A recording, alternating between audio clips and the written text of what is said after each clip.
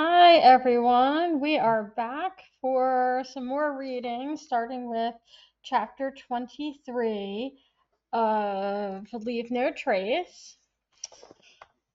I drifted in a world where clouds descended over tree covered cliffs, spreading their mist in pockets that roiled with dank threat. Clutching the agate, blood ran up my hands and into my eyes, coloring the forest red. Something stalked me from within the mist, something that was both Derek and not Derek, dead and not dead.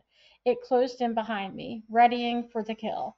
Running over moss covered boulders and rotting logs, I stumbled and fell at the water's edge, losing the agate in the waves. I jerked around, sightless and terrified, trying to find the teeth that had clamped into my side, slicing my flesh apart. Get off!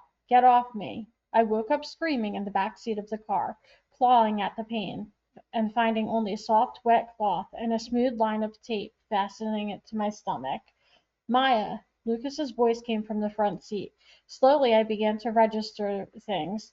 The staccato of broken pavement bumping underneath the car's tires, the scratch of upholstery against my cheek, the chill of freezing air leaking in from the doors. I looked down and saw a white square of bandage under my rib cage, peeking out from a twisted belt of red splattered fabric that I recognized as my shirt. The contents of the first aid kit I'd brought were spilled over the floor, like a gale had caught it in a flurry. I tried to sit up, failed, then took a deep breath and forced myself vertical, bracing my feet and shoulders between the front seat and the back seat of the car. Don't get up, you're still bleeding. Lucas's hand reached backward, and the car swerved as he tried to force me down to the seats. I leaned out of the way. Where are we? I huffed. The road was a dark two-lane stretch of asphalt, lined with trees clawing in at the edges of the headlights. Lie down. All the supplies you need are in the trunk. Clothes, tent, food. I spoke slowly, needing to get the words out clearly and before I lost consciousness again. See the compass on the dash? Keep heading north. Lie down, Maya. We need help. Medicine. All roads lead to L. Fuck L. Even through the pain, I had to smile, proud to hear his first contextually appropriate curse. I was a speech therapist, after all. Had to celebrate the victories. We just passed a town called Aurora. Is there a hospital near here? A doctor? Aurora? I started shaking uncontrollably, my skin and brain both suddenly freezing. How did we cover so much distance already? I remember passing the reservoir when the crash. Are you okay? He laughed once, not turning around. You're asking me if I'm okay? We hit the ditch. I don't remember after that. Lucas explained pulling me out of the car and how he thought I was dead when he saw the blood soaking my clothes. Then, finding the laceration on my torso, he bandaged me and cinched the shirt over the wound to staunch the bleeding like his father had taught him. Knowing we had to keep moving, or at least get out of sight, he laid me in the back seat and pushed the car out of the ditch. He'd never driven before, but, with the mechanic for a father, he was familiar with the basic principles, and he'd watched me enough during our field trips to memorize the motions. The car started without a problem, and after a few experiments with the gear shift and pedals, he figured out how to get us back on the road. Now he held the wheel awkwardly, constantly correcting the car as the headlights roamed between the edges of the lane. I know we can't go back to the city, but we're getting help somewhere. Tell me where to go before you pass out again. The shivers racked my body, and I started to slide down, losing the strength to keep myself wedged between the seats. We're coming into the iron range. L's right beyond. Maya, he bellowed, rivaling my dad for volume and irritation. Shaking, I pulled the burner I brought out of my jacket pocket and punched in an address, then heaved the phone forward with the last of my energy. The chills knocked me down to a fetal position on the seat, and it was all I could do not to vomit on the floor.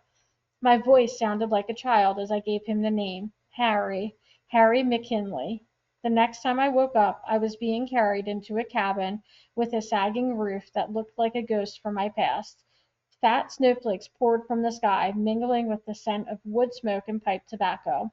Somewhere in the distance a truck engine roared, then faded into the night. Lucas had found, whether he knew it or not, the border between our worlds. Lucas laid me down on a couch, and a squat man with a graying beard ambled over until his head eclipsed the lamp shining weakly in the corner of the room. The same man who'd spotted me from his vintage Chevy in L. One side of his mouth tilted up a few degrees. I thought that was you in town the other day. Took me by surprise. Nodding, I blinked him into focus. Until I'd encountered the Blackthorns, Harry McKinley had been the closest thing I'd known to a hermit.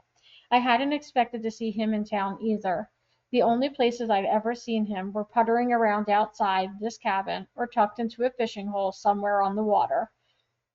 You like to bleed on this couch, girl. I let my chest rise and fall a few times, gathering the strength to reply. It wasn't my blood last time.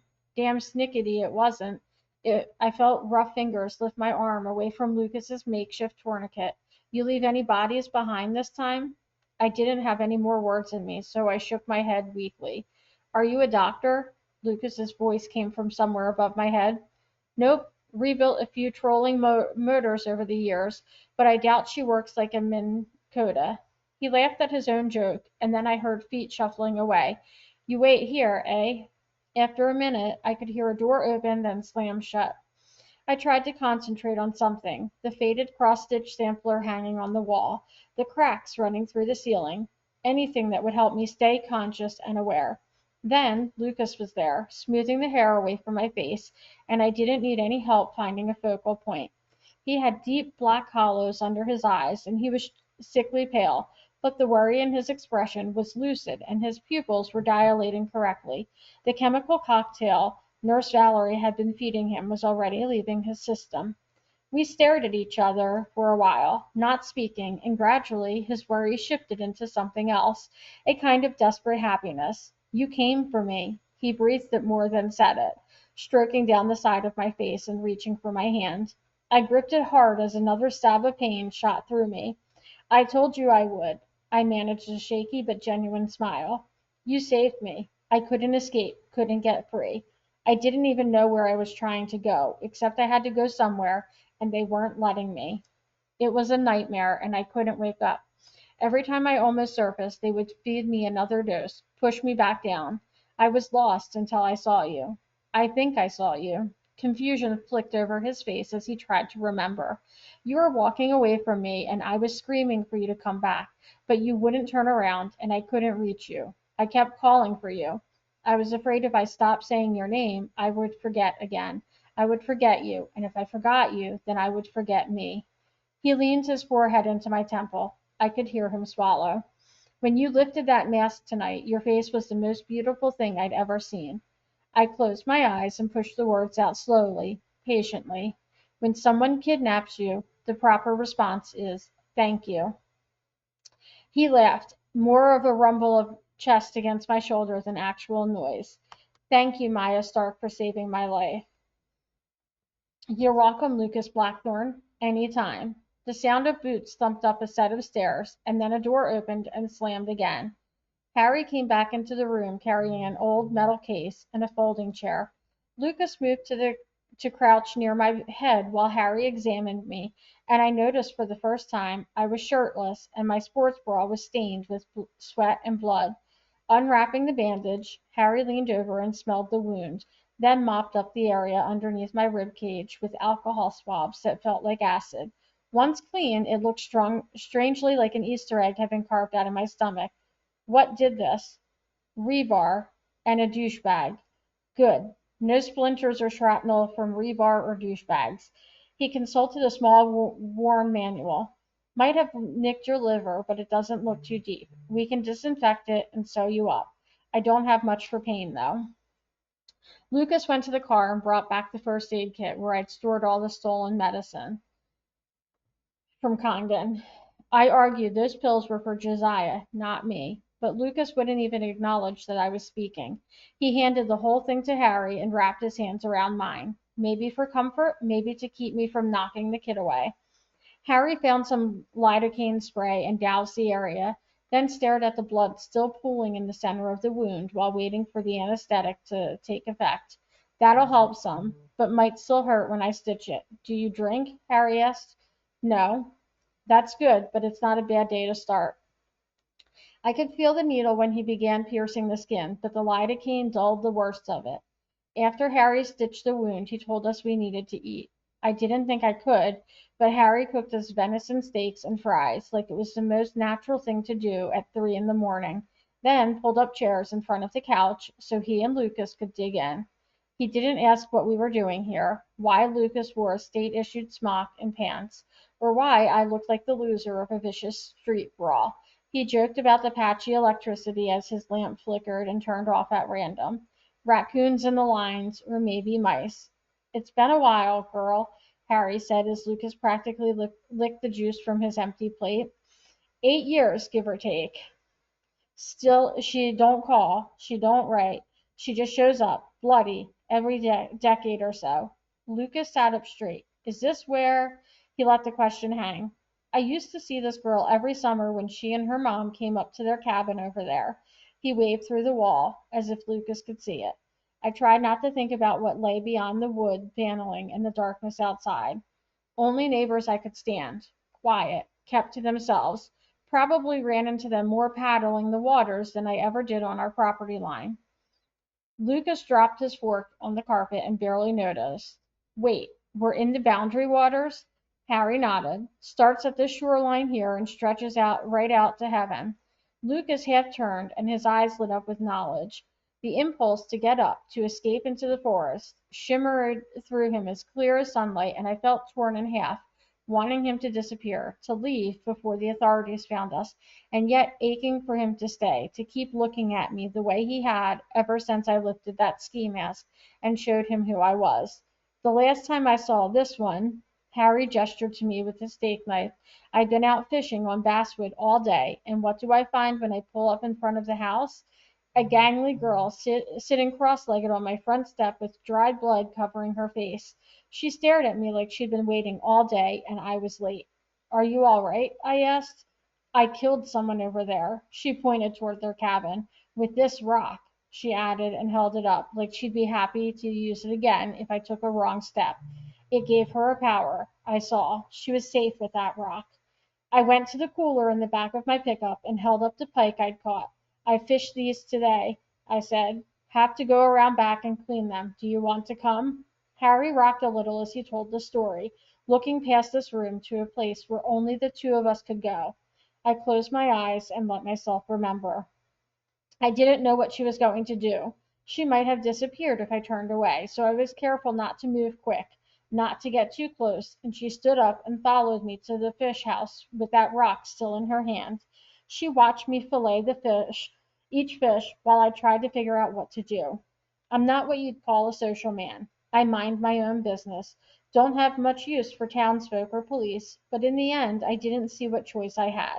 Brought her inside and she sat right where she's laying right now while I made the first 911 call of my life, and she turned that rock over and over in her hands. When the police came, they asked her who she was. Maya, she told them before she handed over the rock. Red Maya. The room was quiet after Harry finished. Both men looked at their plates in the shadows of the room. I never thanked you, I said, after the silence had stretched out. Hell, it wasn't a count your blessings kind of day. But you let me in. You're letting us in now. The simple, rough-edged space wasn't designed for company. There was a single couch, an old cat-hole ray TV sitting on a block of wood, and a row of books neatly lined on a homemade shelf made out of planks and stones. He'd tacked blankets up over the windows to keep out drafts, and the scuffed wood floors had seen better days. In all the summers of my childhood, I'd never noticed another person on Harry's property. He nodded to the cross stitch on the wall, the one piece of color in the room. Be not simply good, be good for something. I tried to think of a way to voice my gratitude, but an overwhelming drowsiness had begun to blanket my brain. The lidocaine was still working, easing away the pain of the stitches, inviting me into the blackness. I struggled against its pull. Sleep, girl. There's still a few hours until sunup. Harry put out a small quilt over my shoulders, leaving the stitched up wound open to the air. I'll set your protector up on the floor next to you.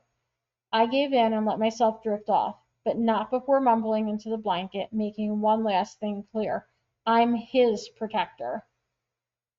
Chapter 24. I wanted to leave right away the next morning, but Harry and Lucas took one look at me and both insisted I needed to rest. My heart stuttered every time I heard a car pass, knowing the houses weren't tucked far enough into the trees to be completely invisible, not with November's bare branches. A blanket of snow had covered Butch's car during the night, but even that camouflage wouldn't be enough if the police connected me to the kidnapping and started canvassing the area. My mother's cabin would be the first logical place to look. We were exposed here, vulnerable. How long would it take them to knock on his door? How long would it take my father to come home and for Butch to report his car stolen? Hey, it's Maya. I left a message on his voicemail before leaving the house last night. I'm taking off for a little while. Jasper should be fine until you get back. My voice had almost broken on Jasper's name, just like I'd bitten back tears when I installed the pet door going out to the backyard and topped up the automatic feeder to the 3-week line. He wouldn't need nearly that much. Dr. Mita would contact Dad, too, as soon as it was clear I was missing, but I still felt horrible leaving him. My loyal German shepherd, my guardian and friend, had watched me go with sorrowful eyes.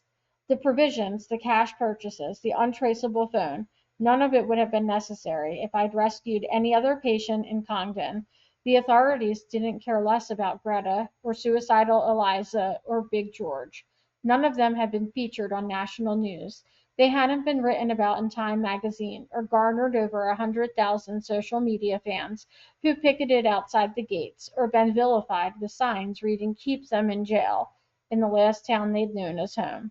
This was Lucas Blackthorne, the boy who came back from the dead, and they weren't going to let him off the grid again, not without a fight. So I put Jasper out of my mind and concentrated on the present and on the fact that so far I was winning. I'd gotten Lucas out.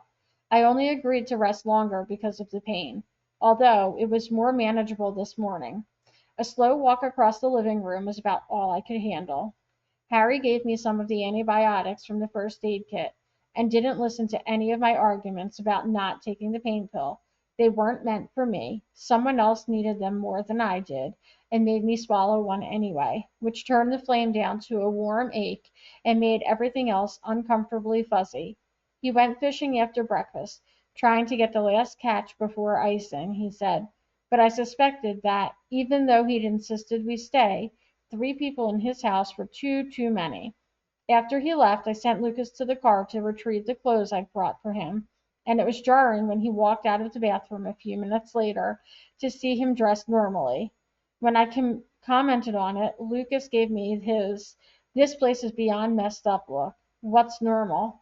I waved to the blue all-terrain pullover and cargo pants. That's normal. He grinned. You think that because you were born and raised in Duluth. Normal might be completely different if you came from somewhere else. I sighed and rolled gingerly onto my back, swimming in the medication and fighting to keep my head clear. The answer is always a pullover, cargo pants, and hiking boots. I used to make myself bracelets out of bark, and that's why they assigned me to be your cultural ambassador. Right. Thanks for showing me that part about prison breaks. I think I'll fit in pretty well now. I laughed and immediately clutched my side, wincing. Lucas crossed the room, laying his hand on top of mine and waiting as my breathing evened out. Better? He asked. It's fine. I ignored the pain, growling through the drug haze, ready to lie to anyone if it meant we could leave sooner. Most people appreciated bullshit, especially when it helped them dismiss you. But Lucas wasn't having it. He sat next to me on the couch, looking awkwardly out of place, a model for Outdoorsman magazine, trying to play nurse. I attempted a smile, and it didn't hurt. Swearing, sarcasm. I think your speech therapy is almost complete. I'm a quick learner. He returned the smile, and we stared at each other as the wind blew some snow dust against the window. Sitting with Lucas, arguing with Lucas, being able to smile at Lucas without wondering how many people at Congdon were watching us, it was almost worth being shish kebabbed on a stump of rebar. He must have been thinking about along the same lines, because he bowed his head and gave my hand a hesitant kiss. It's still hard to believe I'm free, that we're here together. The warmth of his breath against my knuckles cut through the medication in my system, providing a sudden, not unwelcome point of focus. They're going to be looking for you. You're not safe here. I dreamed about this, about being with you. He worked his way up, tracing the outside of my arm like he was drawing a picture in the snow. Then his eyes flickered up, narrowing. Except in my dreams, you weren't bleeding. I propped myself against the cushions and trapped his face between my hands, arresting his attention. Ice In is almost here. Soon the lakes will be frozen over. I want to come with you, but he stopped my mouth with a kiss. I didn't have a lot of experience with kissing, and none where the kiss softened you, inhaled you, twisting into your fingers and toes, and making you forget, for a mindless second, that you had a seeping hole in your side. Maybe I could have been more clinical, felt it less, if he'd been like every other guy, steeped in all their insecurities and sexual myths about what a kiss did or didn't mean. But Lucas possessed none of that crap. He moved slowly and artlessly, cupping my shoulders like I was a snow sculpture come to life, and might break apart if he wasn't careful. I wove my fingers through his hair and pulled, anchoring him to me as we explored pulses thrumming, beating faster and harder against each other in a race neither of us knew how to finish. Then I made the mistake of stretching, bowing my body to get a fraction closer, and broke away in a sharp gasp of pain. Are you okay? Eyes dilated, breath unsteady, he watched me clutch my stomach. This is my owl, I breathed through clenched teeth. He laughed once and hovered anxiously, waiting until my breathing returned to normal before easing me back against the cushions. We stared at each other, inches apart, until the drugs smoothed everything over and I forgot about my stomach again. What will they do if they find you? He asked. I added up the charges: grand theft auto, B&E, identity theft, kidnapping, and assault. Jail, probably prison. That'll be a change of pace. He shook his head. No, you're coming with me. Then he touched my cheek, frowning. I'm not losing you now. I'm not going to trade you for him. I'll be a liability. I'll slow you down. My eyes drifted close and I struggled to blink them back open. Get stronger, he murmured, and before I could respond, the sound of tires on gravel cut through the front yard. Lucas jumped up and checked the window, relaxing as he saw who it was. Harry, then glancing down at his new cargo pants and clearing his throat. I'll be back in a minute. I grinned as he retreated down the hall. For lunch, Harry fried walleye, and I was able to walk to the kitchen without too much trouble and eat at the table. The two of them talked fishing through the whole meal, swapping stories and techniques, and Lucas asked 100 questions about licenses, regulations, and enforcement. By the time we were washing the dishes, we'd gotten a full retrospect of the DNR, the evolution of sport fishing in the Boundary Waters, and the fight against a new copper mine some of the locals had convinced Harry to join. Harry was working through a list of invasive species when Lucas glanced at me as he wiped and stacked the plates. In some other world this could be our life, a warm room at the edge of the woods, chip plates, laughter, the call of the wind in the caves. It flared in his eyes, too, longing for a homecoming we'd never have. And everything was cleared After everything was cleared and cleaned, I retreated back to the couch, feeling heavy and listless, and fell into an instant dreamless sleep. When I woke up, I was curled into a sweaty ball. No one else was in the living room, and the house was quiet. Lucas? No answer. Carefully, I stretched my arms and legs and sat up. A jar of ibuprofen lay next to the couch, and I ignored it, examining my abdomen instead. Harry's stitches were neat and even, reminiscent of the cross stitch that hung on the wall. A stain of blood still coated the skin around the wound, but it was dried and dark, no bright red to speak of, and when I got up to go to the bathroom, the raw pain had dulled to a nagging throb. With slow movements and deep breaths, I was as good as new. I splashed some water on my face and found a rag to do a quick hospital-style sponge bath.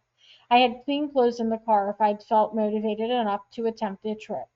Instead, I traded my bloody shirt for Lucas's hospital scrubs and crept through the house, peeking indoors, looking for any sign of life. Harry? Harry's house wasn't big. It was a single-story rambler with a few small bedrooms clustered on one side and a living room and kitchen on the other. I found a door that led to a pitch-black basement, but I didn't feel like pushing my luck on the stairs. You guys down there? Then I heard it, a cracking, punching noise from outside the cabin. I crossed the window, searching for the source, then hurried back into the living room and pulled on my boots and coat to head into the blinding sunshine. Harry's classic Chevy was parked next to Butch's car in the driveway, and everything from the trees to the steps was covered with a thin veil of snow. A sign posted at the end of the driveway said the same thing I'd seen in town. Friends of the Boundary Waters. Everything was bright white and silent until suddenly the punch of noise came again, louder now, echoing off the snow-covered branches. I ran along the siding, each step becoming more painful as the hacked-up muscles in my side took the impact, and rounded the edge of the garage, wincing and panicked. Harry sat on a tree stump, arms crossed, face into the sun, as Lucas chopped firewood. Neither of them noticed me. I heaved out a sigh and checked the tree coverage between them and the road, gauging the distance and speed of any potential cars. If someone wasn't looking for an escaped mental health patient, they'd drive right by without a sidelong glance. And Lucas, whether by design or accident, was facing away from the street. He looked more comfortable than I'd ever seen him, swinging the axe expertly, easily breaking logs with one or two swings and stacking them into a fast-growing pile of firewood. He'd probably performed the chore 1,000 times. As the landscape settled into me and the pain quit snarling, my attention drifted to a log building obscured by pine trees in the distance. The cabin. My mother's cabin. I could only see the snow-covered roof and part of one wall, the logs dark and worn by countless winters. Sometimes birds had built nests under the eaves, defying gravity, weaving them from forest floor debris. And as a girl I crept up and listened day after day, waiting for the morning when I heard those first weak cheeps. Here. Harry startled me out of my fixation. He reached out from his perch, a glint of light cupped in his hand. When I stepped closer, the light turned into a key. Your dad asked me to keep an eye on the place, check the pipes and furnace and whatnot. He keeps the heat and electricity going so nothing freezes. One year I had to put a cat out over there to clean out the mice. Haven't been by in a while. You should go. I didn't want to touch that key, but I forced myself to pick it up and fold it into my hand. Lucas caught sight of me and started to come over, but I waved him off. He smiled and picked up another section of tree trunk, cleaving it in half with one swing. Apparently his shoulder was all healed. I've never been inside without her. Even that day, I didn't know the security code. 0612. The tears blurred everything into a painful, sun-washed brilliance. She'd used my birthday. I shook my head furiously, blinking the water away. It's been 12 years, Harry. Over half my life ago. Couldn't have been that long. 10 years at the most. It's not the kind of thing you forget, your mother abandoning you. Yeah, I know you guys stopped coming for a while, but then she brought you back. What? My vertebrae popped. I snapped my head so fast.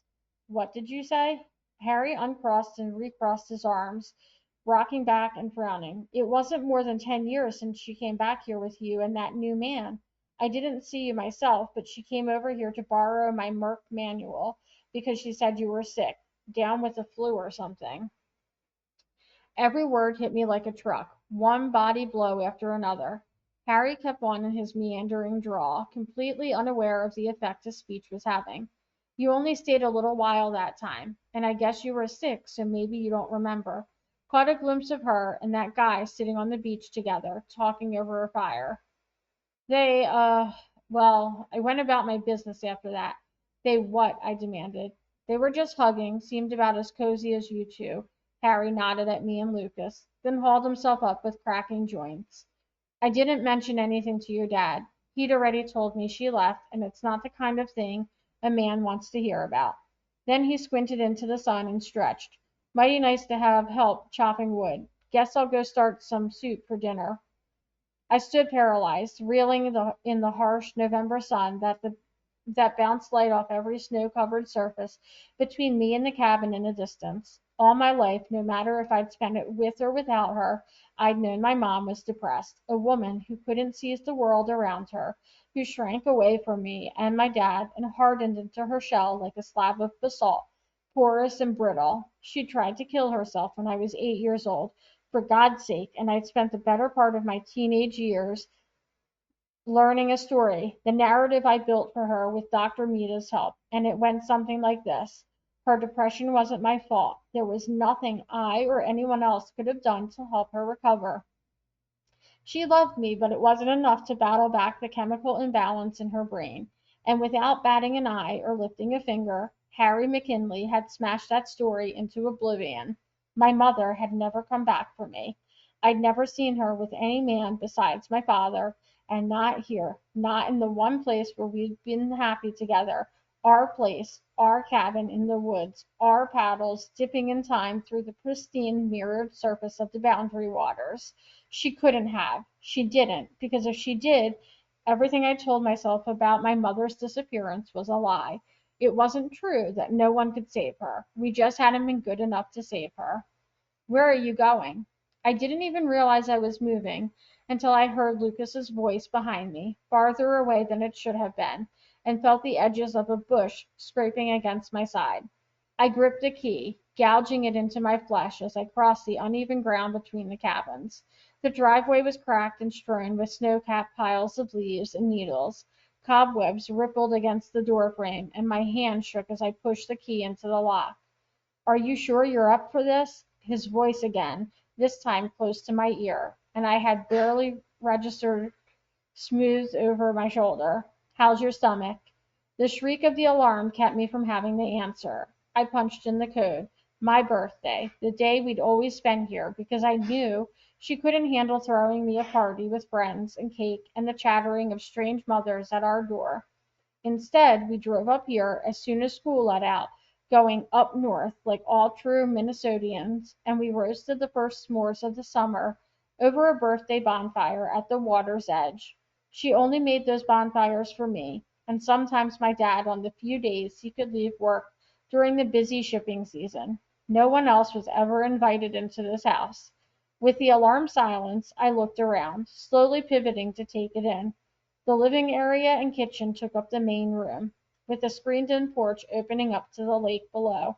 A small bedroom, my bedroom, and the bath were tucked under a stairway that led up to a loft in the rafters, where her sleeping area overlooked the first floor. Everything was the same rug laying in front of the fireplace, the same stack of Rock and Gem magazines on the coffee table, the same rips in the vinyl of the 1950s kitchen chairs tucked beneath the metal soda shop table. I moved through the main floor, touching nothing, a shell-shocked investigator who'd somehow traveled back in time to search for evidence. When I turned the light on in my old bedroom, a mouse scurried across the floor and disappeared under the twin bed. Nothing was out of place. The bed was made up with the faded daisy quilt I used to hide under with a flashlight to read stolen copies of her geology magazines, scouring them for tidbits that might impress her or something I could ask her, anything to engage her attention. She came alive when she talked about minerals, and sometimes we even went on rock hunts, scouting the wilderness for days.